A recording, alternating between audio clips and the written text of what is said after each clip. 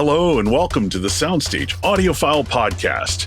In this second season of the show, host Jorden Guth is joined by a new guest each episode who knows something about hi-fi that Jorden doesn't. And who knows, while he's learning about all of this, you might learn something too. So with no further ado, here's Jorden and this week's guest. Hello and welcome to the SoundStage Audiophile Podcast. Today we have Dr. Jack Oclee-Brown with us. Jack is the VP of Technology at KEF, where he leads the engineering on some of the most well-regarded speakers in the hi-fi industry. Welcome, Jack. Thanks, Jorden. Nice to be here. To get started, you have a very deep passion for speaker design and hi-fi in general. I'm curious where or how you discovered hi-fi and developed that initial interest in speakers and hi-fi? Well, that's a great question, but I don't know if I can 100% answer because it's just always been fascinating to me. When I was kind of at school, I was into music. I guess a lot of kids are. Well, a lot of people are. And friends with a lot of people who played instruments and were in bands. I mean, I played the piano, but that's not a kind of cool instrument to go and take on stage. So I was always more interested in people who could play kind of guitars or sing or play drums and stuff like that. So yeah, I was really into kind of the techie side, helping them out with gigs or recording and things. And slowly over time, that kind of developed into an interest in the equipment. And then I just became really sure I wanted to do something with speakers. I find them just quite fascinating because they're, at the very end of the chain, and they seem in almost some ways kind of magical. That they're very simple things from a kind of high level perspective. You just got a magnet, coil of wire, something to glue that coil to, and it can sound like a human voice. It can make a beautiful sound, wonderful music, and yeah, I still do find that there's a sense of magic in what a loudspeaker does. It's pretty incredible when you think about it. It's not overly complex in principle, but there's quite a lot of complexity that goes into designing a speaker. Yeah. I mean, I remember actually quite vividly, even at school, maybe this was it. We had a physics lesson where we made a speaker, and I don't think it was on the curriculum or anything. It was just the physics teacher who was interested in that. But literally, coil of wire, make a cone of paper from, just printer paper, and take one of those horseshoe magnets you have lying around at school, and you can make a little speaker. And yeah, I mean, it's not hi-fi, but it still is amazing to suddenly hear a human voice or a song coming out of something so simple. It's also one of those things which, still is at the heart of it, that same primitive physics going on. But the way that we, as an industry, have taken that and refined it now is quite an amazing journey. It's kind of 100 years of that concept being refined and refined and refined. So you started at KEF in roughly 2002, 2003, somewhere around there? My first point where I put my foot in the door, it was in 2002 as an intern. Yeah. But full-time, it was from 2004. So from 2004 till now, it's almost 20 years, which is wild to think of. Over 20 years, there has been a lot of innovation, and your name is literally on the patents for a lot of these things. Is there a particular technology that you can think of that you're most proud of? Yeah, it's quite tricky as an engineer because, especially with loudspeakers, although actually it's probably the same whatever you design, but the choices you make as you go along the kind of design journey are all, you don't get too many where they're really, really clear cut, where it's, very, very clear, oh, you should do A and not B. Quite often you're making a kind of a balance of decisions to get the least compromises. So that's true in technology development as well. So if you come up with a brand new tech, there's often a downside as well as an advantage. So it could be, limitations because of space or size or cost that mean your invention's great for something but won't apply to everything. So I think in most cases, you have a technology. It's very rare that you go, well, that's done. I'm never going to look at that for another 20 years. You're kind of continually refining it and revisiting it and going back. So from that perspective, it's a bit hard to say, oh, that was the one. But yeah, I think there is something which is almost like a happy accident, which I am very proud of, which is the Tangerine Waveguide, because it was something I worked on with my colleague Mark Dodd. And we designed phase plugs for compression drivers for other applications like Pro Audio. And the design for the Tangerine Waveguide kind of came out of the same ideas as that work. And we weren't too much concentrating on what it looked like, but having done the design work and done the simulations and then seeing the real thing, it's got such a distinctive look, which has become a bit of an icon for KEF. So that's one that I'm definitely, really proud to have been involved with the design of. And the Tangerine Waveguides, those are the pieces that extend out of the tweeter section of a Uni-Q driver. And that's right. What does it do? Well, it makes the tweeter a little bit louder is the first thing it does. Okay. And it's a really simple physical effect that if the tweeter is just a membrane moving backwards and forwards, pushing air. And the amount of sound you get out of it depends on then, a lot of factors about the air that's in front of it. But one of them is, how hard is it to move the air? And what you can do for very high frequencies is you add something which we call compression, which basically means you cover some of the dome up. So the air can only get out from certain positions. And you can get an efficiency boost that way. So that's what it's doing. It covers around about half the area of the dome. And then therefore the air that's in those channels is moving a bit quicker and you get more efficiency. Oh, okay. It's only working at very high frequencies, but it's really nice because it gives you a bit of a boost at the top end. It tailors the directivity a little bit up there. And previously we'd always had problems with people. I don't know. It's like some kind of tractor beam draws in people's fingers into tweeters, especially in shows.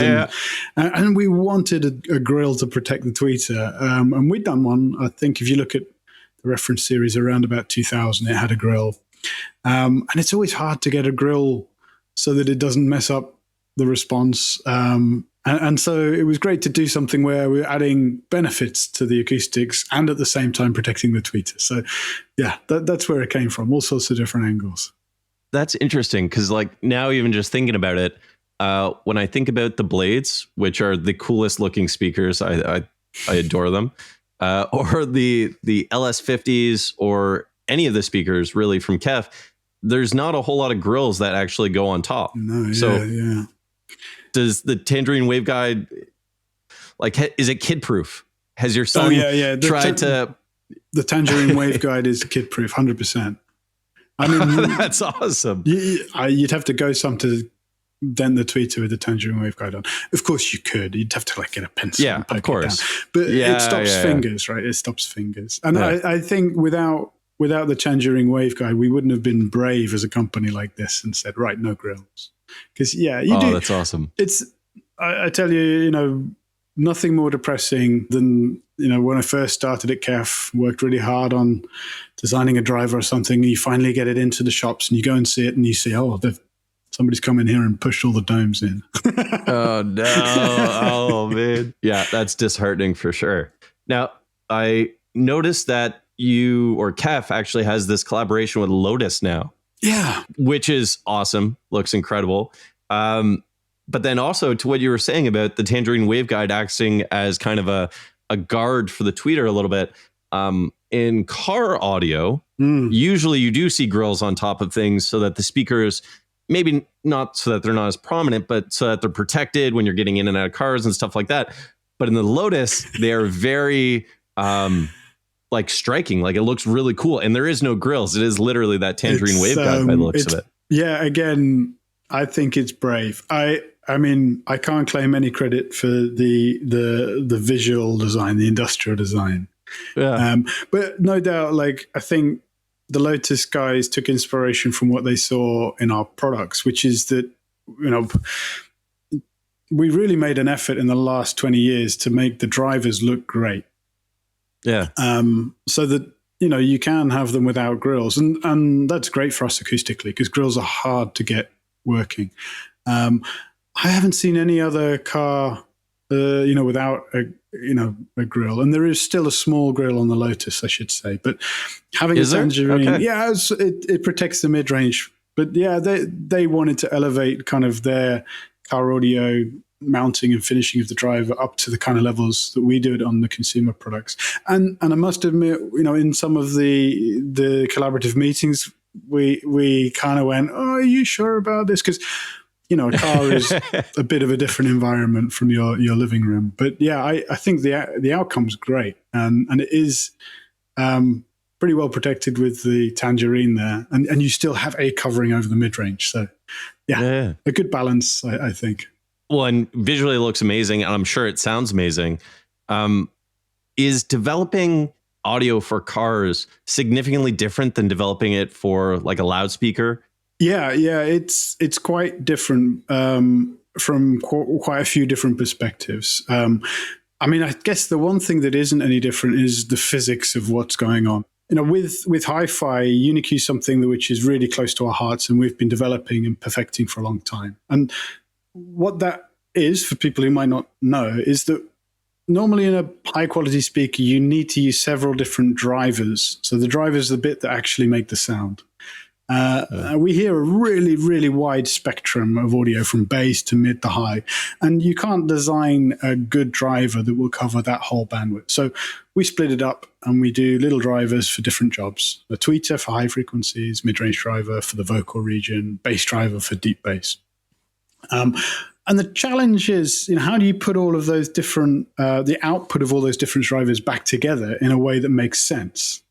So how do you put it back together so that it sounds like one thing, not sound coming from different things? And Uni-Q is our answer to that, which is we basically take the tweeter and we put it right in the middle of the mid-range driver. So you have a single unit that's got both drivers in, and our target, in terms of engineering, is we want to make that look like it's just one driver, even though it's really two kind of thing. And we've been working on that for a long time, and it's hard. It's hard to get right. And we've, the first attempts were okay, second attempts better, and we're up to kind of generation 12 now. And I think we're getting pretty good at it. But for the same reasons, you want the same thing in a car. You don't want to have this impression that sound's coming from different places in a car. And in some ways, a car's even more extreme because, if we're designing a speaker, we can choose pretty freely where we're going to put everything. But in a car, you haven't got that many places you can put things.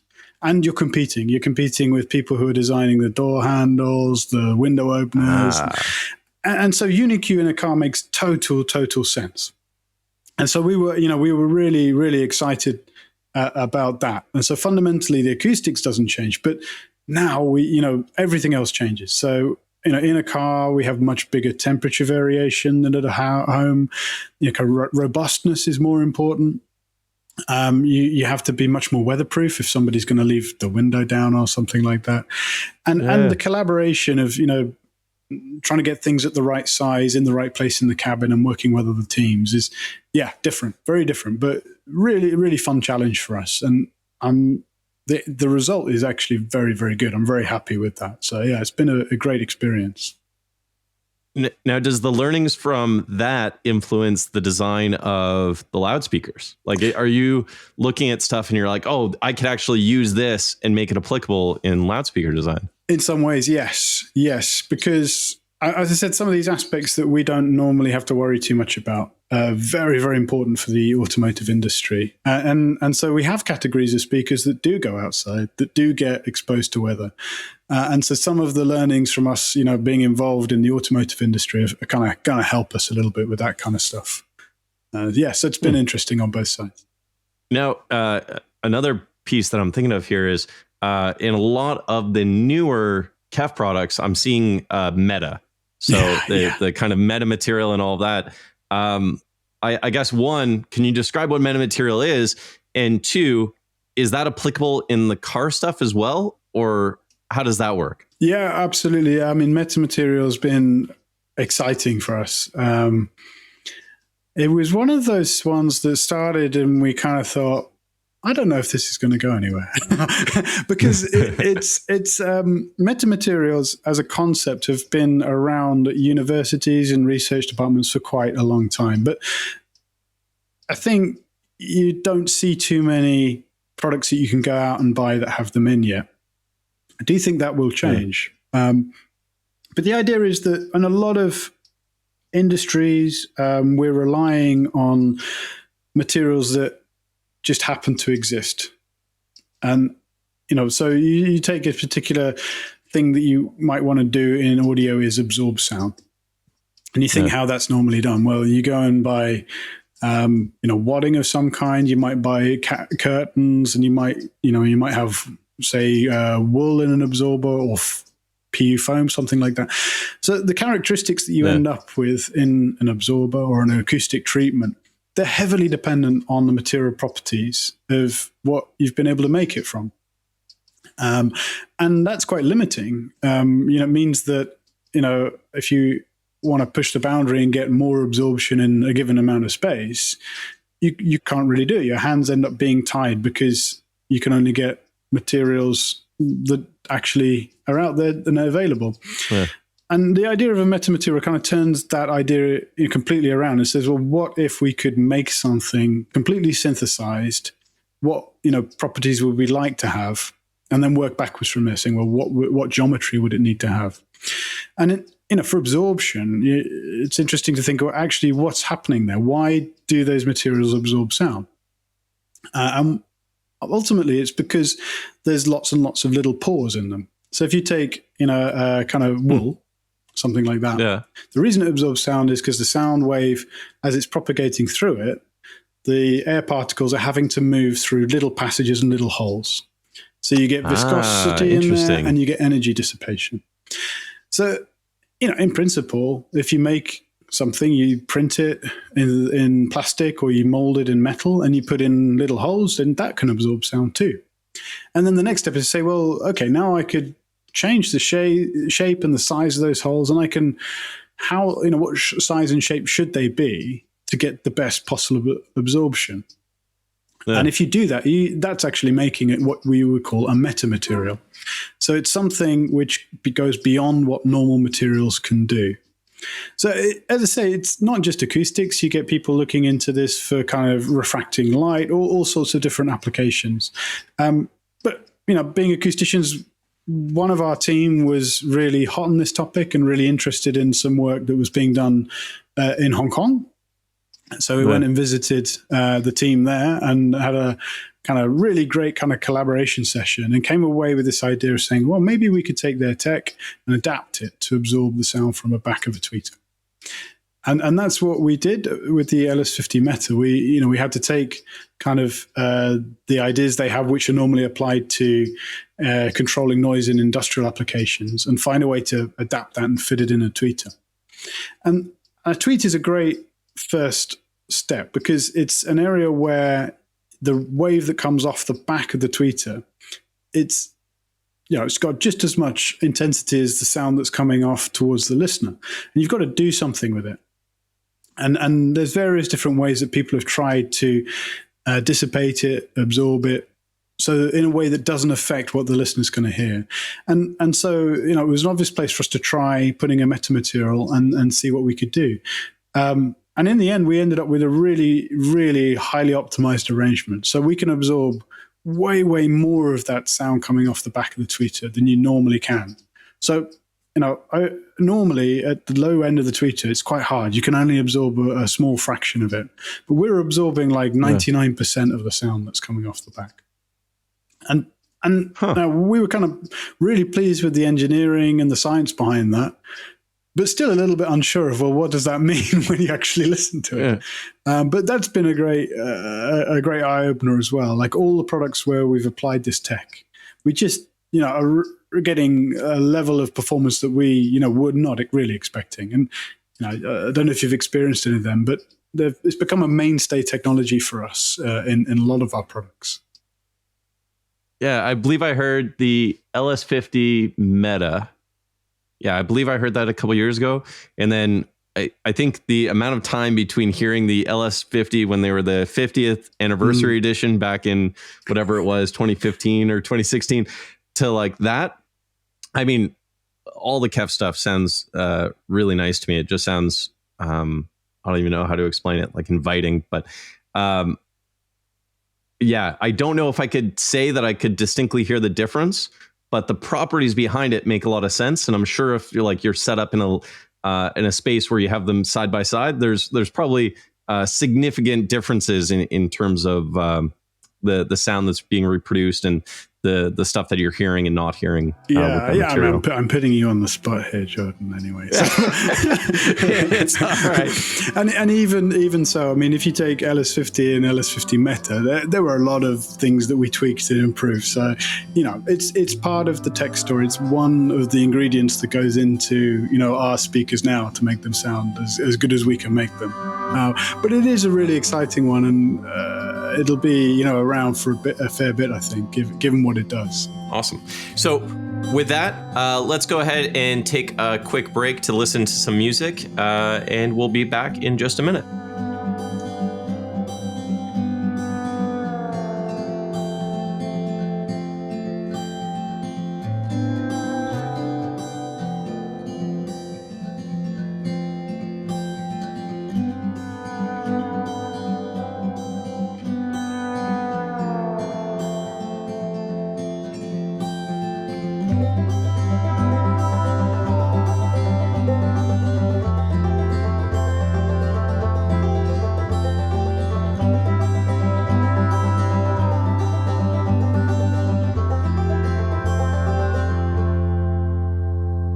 And welcome back from the break. Now, we were talking about metamaterials and how the LS50, it sounds like, was the first product to have the metamaterial.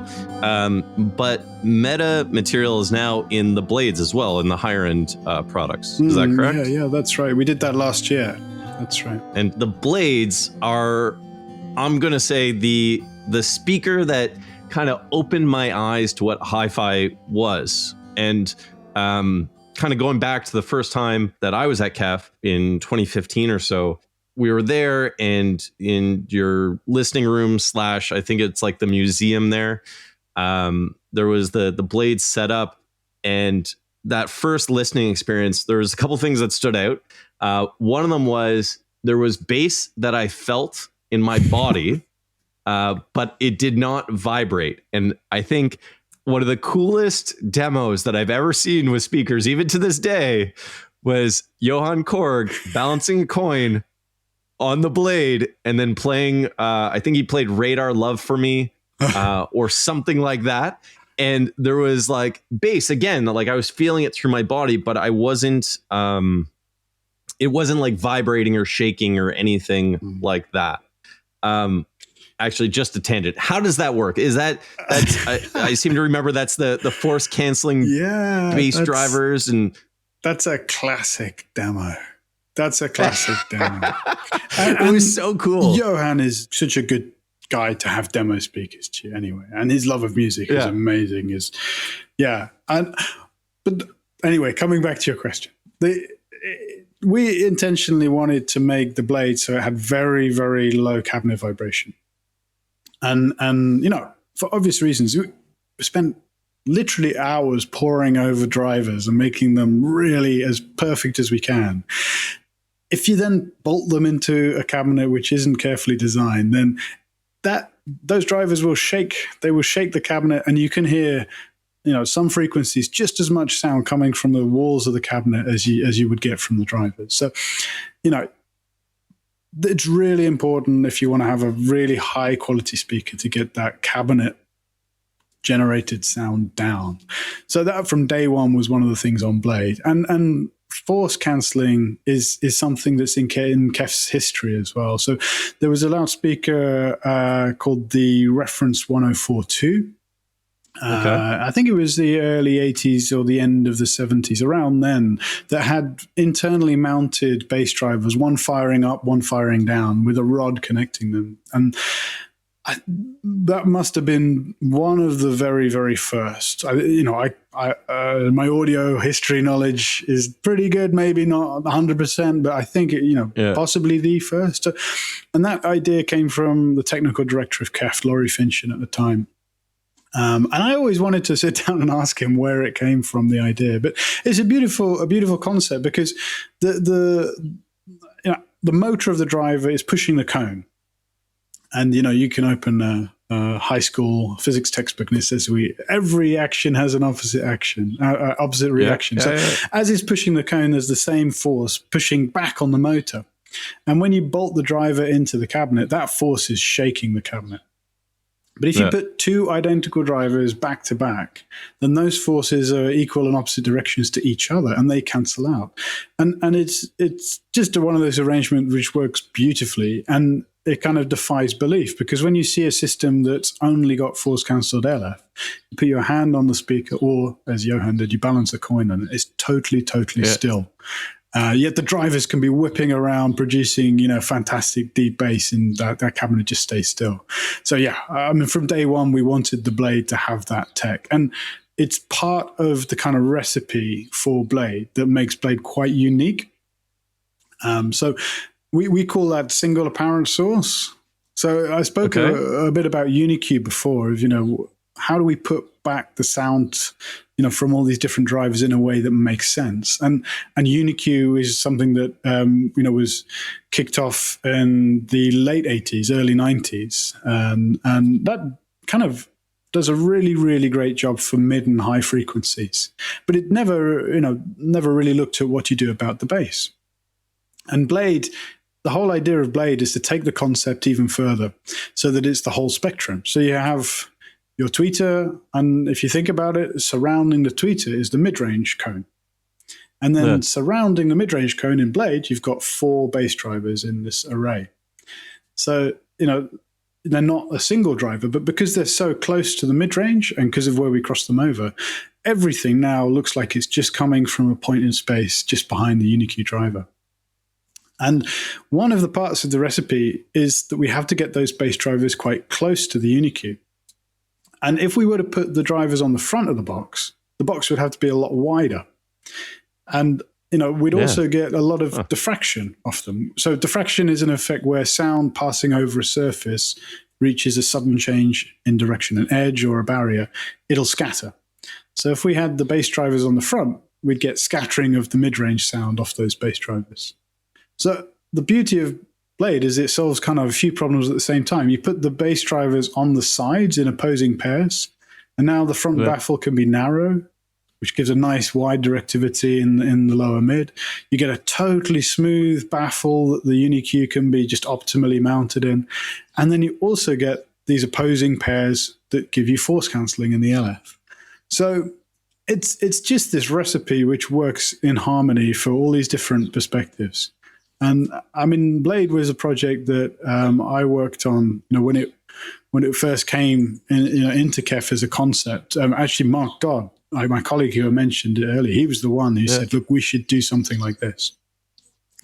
But for a long period of time, it was just me and Mark plugging away, trying to get all the bits and pieces together so that we could make a prototype, show this was a good idea, and it slowly got traction, but it didn't get traction overnight. It was something we plugged away at.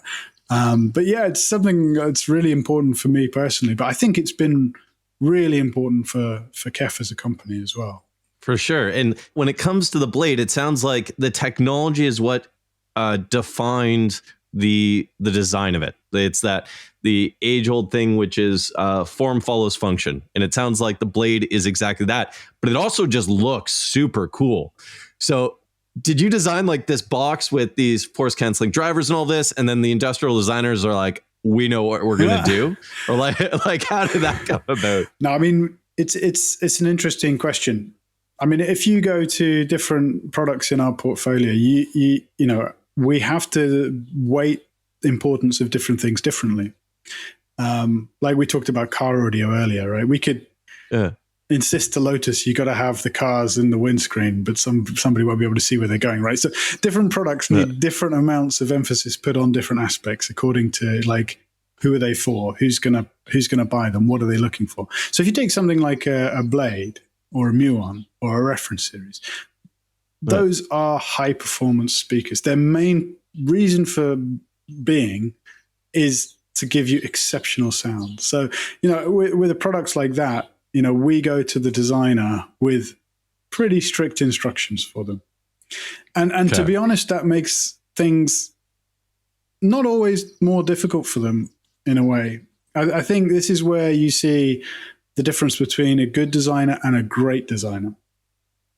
Someone who can take all of those restrictions that we've given them and come back with the shape of blade. Well, for me, that's phenomenal, because I tell you what, our prototypes didn't look as good as that. So no, it's definitely really important for us. We get this harmony between acoustics and design, because it's about sound. It is about sound, but these things sit in people's rooms. We expect them to look at them and appreciate them for years. They have to look great. Yeah.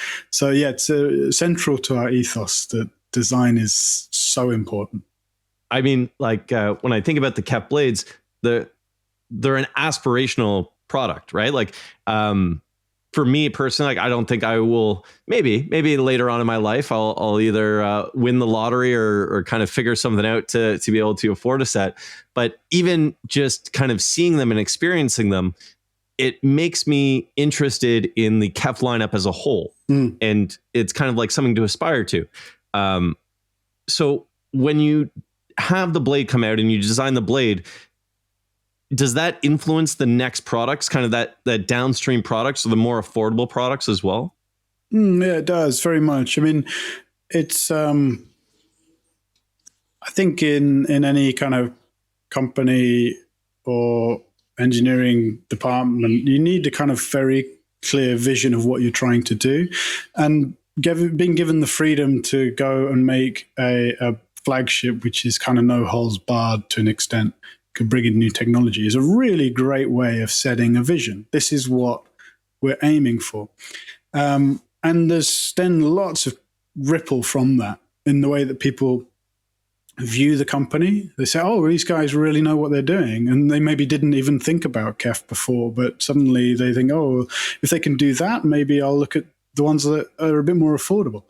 It's also really, really important for technology, and sometimes in a very direct way. I don't think if we didn't have Blade, we probably would have never developed the Tangerine Waveguide, for example. And interesting. And tech like that is not exclusive. It's something that's the beauty of the design there, is that it's a geometry that we can replicate. Of course, there are other things in Blade which cost a lot of money to do, and we can't trickle it down. But we can still think about, how do we get some element of that into more affordable products? Maybe not the same materials or quite the same way, but why? What were we trying to do?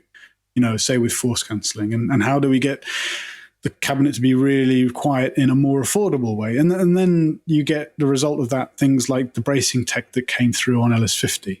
Where we're able to get the sound from the cabinet down, okay, maybe not quite as far as if we were using force cancelling, but a lot quieter than a normal loudspeaker. So, yeah, I think it's very, very, very important, for us as well as the outside world and how we view ourselves.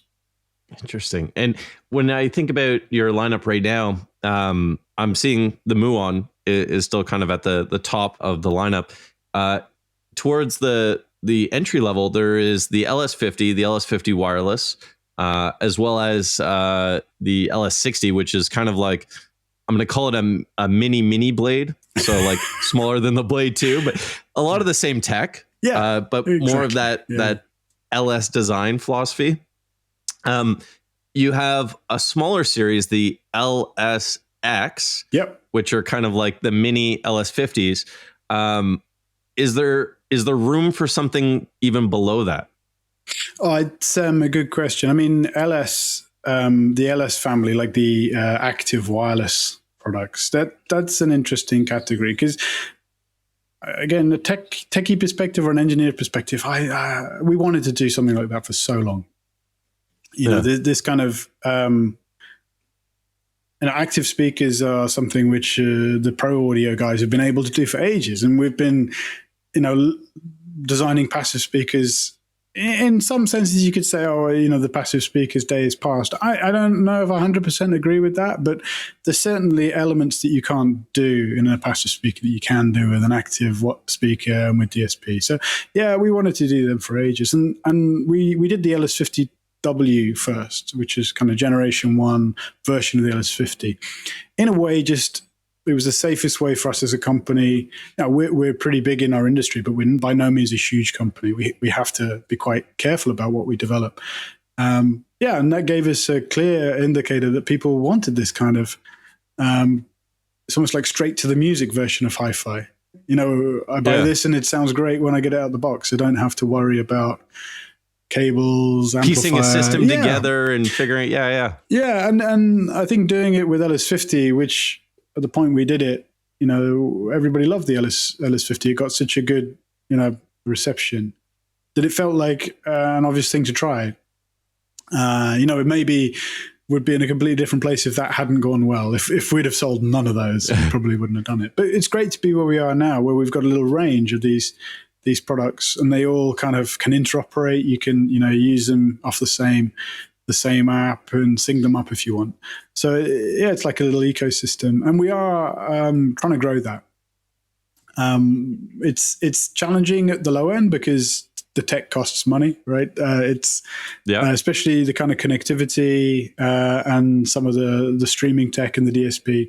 So yeah, I'm not sure when you'll see it, but we'd love to do kind of more kind of affordable entry level step into that range.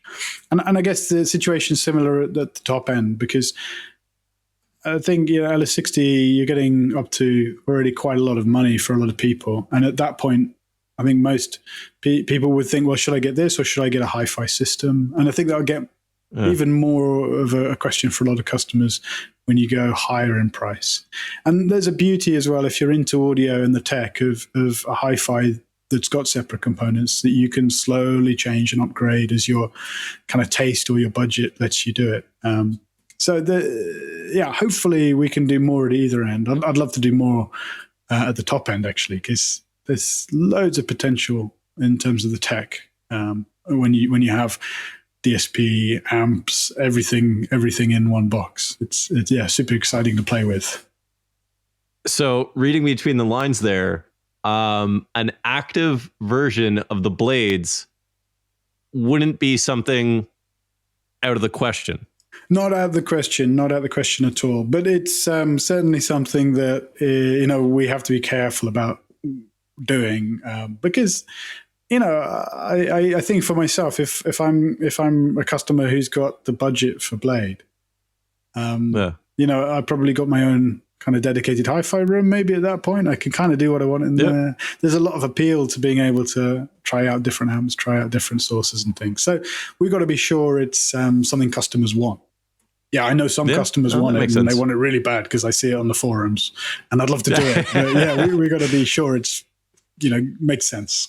That's super exciting for me, especially kind of how you're talking about developing both the lower end and the high end. Simply because, one, I'm probably in the category of purchasing more towards the entry level of hi-fi.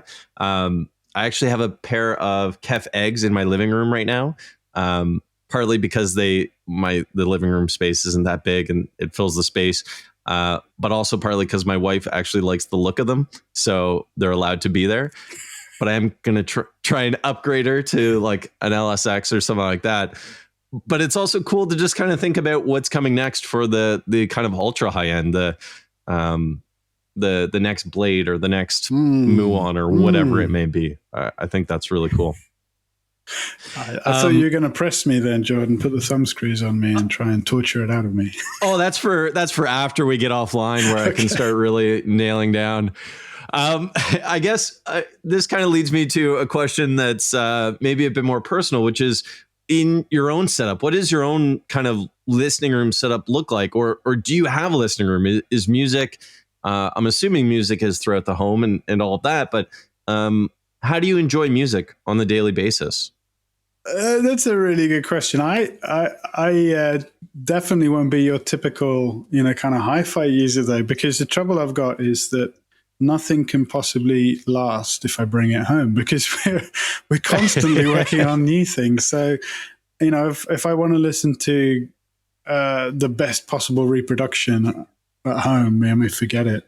I got to go to the office, go to our listening room, and so on. So I wouldn't say I've given up on home audio. I mean, sounded like an intro to that, didn't it? But no, I've got quite a modest system at the moment.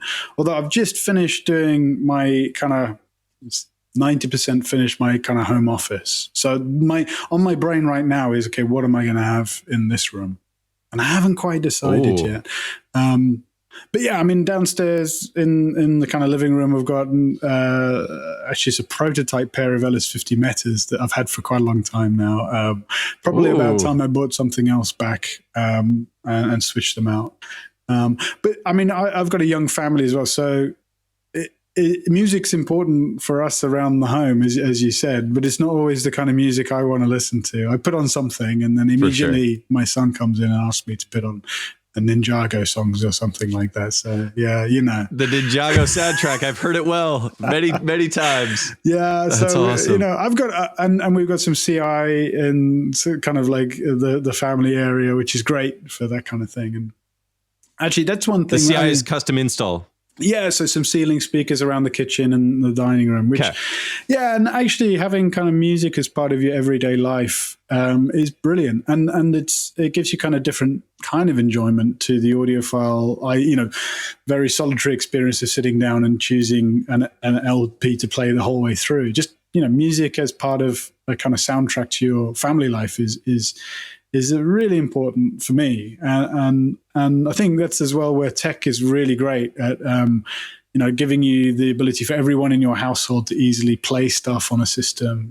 Especially if you're using like Apple AirPlay or Google Cast. Yeah. It's just as easy for my wife or my kids to put on something, or with kind of Amazon Echo or the Google Home products, you can even tell them to put on the radio for you, and my kids do that all the time. Or annoyingly, they tell Google to turn down my things, which is I got to find out how to disable that. Oh, that's awesome. It's hilarious. We're across the pond from each other, but I have the exact same experience in my house. Literally, my son will, between Ninjago and the Star Wars soundtracks and stuff like that, and he knows how to use Siri, so he's like interacting with stuff, and yeah, exactly the same. So the last question, and I try and ask this to everyone because what is the point of hi-fi if you're not listening to the things that you enjoy? So for yourself, for personal enjoyment, not the family stuff, not the Ninjago soundtrack, what are the kind of what's the soundtrack to your life? What is the music that you listen to purely out of enjoyment? Yeah, it's a good question. I segue slightly into something else, but then come back. I find that, especially kind of doing a lot of demos to people and having people come into KEF to listen to speakers, and also with colleagues, there's a little bit of kind of nervousness, I think, about people putting on what they kind of just like listen to themselves, because they think, I'm going to look like an idiot if people don't like this music. I always kind of cringe at that because people, like whatever music they like. And I think there's too much snobbery in kind of the industry, or there's certainly the audiophile part about, you shouldn't listen to that, it doesn't sound good. I always think, well, if you've got a great sounding system, it should sound great. Whatever you put on it should be the best you've ever heard. So anyway, but I mean, the thing I've been finding recently is that I'm kind of like time poor, right? So discovering new music has become more challenging for me because, I'm working a lot, and at work with colleagues, because you're kind of using music to do engineering, you can't kind of just suddenly introduce a load of new music. So we tend to use kind of a lot of things we've all heard before. And I've been really finding radio as a great way to kind of discover music. So I've kind of gone back a little bit to listening to more radio, certainly when I'm like working in the evening or something like that. So I've got some kind of, favorite stations for that. And then if I am choosing music, music is something as well which is kind of like you have emotional connections with because of when you first heard things, or who were you with when you listened to it. So I've been kind of listening to quite a lot of the music I was listening to kind of 10 years ago or so. So it's strange. I go through cycles where sometimes I just kind of go, I don't really want to hear anything new. I want to go back to my kind of back catalogue of things. So I mean, just this week I was listening to a bit of Bon Iver, There's some Foles stuff, and what else? I've actually some Radiohead as well, which is actually relatively common for me as well. So yeah, right now I've kind of been, I guess, where does that put me? Somewhere in the early 2000s, my nostalgia at the moment. But yeah, it ebbs and flows. It ebbs and flows really. So yeah, and like I say, none of that stuff you'd say, well, that's great hi-fi demo material, but it's something that I love listening to. It makes me think about where I was when I heard that, who I was with, and yeah, that for me is what hi-fi is about, more so than all those kind of hi-fi audiophile recordings. It's what do you enjoy? What makes you feel good? It's so funny you say that. Like I love Radiohead, by the way. Fantastic stuff. And every time like people will ask me when we go to the companies, like, what would you like to hear? And I'm always like, oh man, like I'm not putting on heavy metal. I'm just gonna ruin everyone's day. But Lawrence Dickey actually let me play some Slayer in his factory the last over at England, which was awesome. It was the best speakers I've ever heard Slayer on. But then to your point, like where you are when you listen to music, Golden Earring. So I think I made you guys play that on the KEF, but that is a car song for me. That is every time I drive in a car, that is like the road trip song for me. So maybe someday I'll get to listen to that on the KEF system within the Lotus. I think that'd be a really cool one. Sounds like a good ambition to have. Absolutely. All right, Jack, I appreciate it. Thank you so much for coming on the show, for spending some time with us. I'm super excited to kind of see what's next for KEF. I'll be pressing you after the show for when we're going to get some other products and all of that stuff. Yeah, thanks for joining us. It's a great pleasure, Jorden. Nice to talk to you. Thank you for inviting me. Absolutely. Take care, everyone.